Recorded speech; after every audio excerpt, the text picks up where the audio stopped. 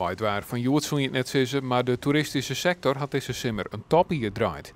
Dat komt onder andere door het mooie waar, zou toch blikken uit de stekproef. Het dreigt gewoon een hele goede zomer te worden. We hebben een groot aantal ondernemingen in heel Friesland en op de Wadden gevraagd wat tot nu toe een indruk is. En dat is gewoon uitgesproken positief. Ook in de jachthaven van Starum had het behoorlijk druk geweest. Nou, het is een hele mooie zomer geweest. We hebben een goede sfeer onder de gasten gehad, met dank aan het mooie weer. En het is ook lekker druk geweest. En het dat echt mooi het waar te krijgen, dat er zo'n soort mensen kan komen?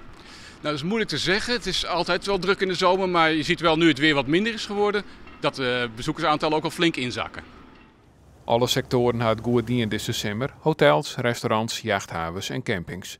En op Guamplakken is zelfs records brutsen. Op de eilanden bijvoorbeeld is de camping Stortemelk 4 weken achter elkaar volgeboekt geweest.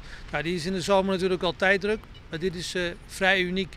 Op Ameland waren op een gegeven moment op vrijdag geen fietsen meer te huren. Nou, dat duidt op een hele goede zomer. Het mooie waar is vanzelfs bepalend voor het toeristisch succes van Friesland, maar er ben ik oorzaken waarom het goed gaat.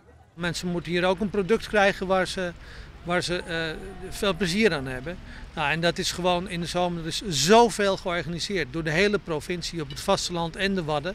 En dat maakt tevreden bezoekers en dan komen ze weer terug. Dus het weer helpt ons dit jaar, maar is natuurlijk niet alles bepalend. Nou heb je de Oranje dagen, de visserijdagen West in Starum. Ja. Wat docht dat? Nou, het was gisteren echt hartstikke druk in Stavoren. Je ziet dat er heel veel mensen van buitenaf komen. Ook al was het weer dan niet zo prachtig, een enorme toeloop. De hoop is dat Friesland ook takkenwier profiteert van het goede seizoen, zodat bezoekers later weer omkomen en dat ze thuis binnen reclame maken van Friesland.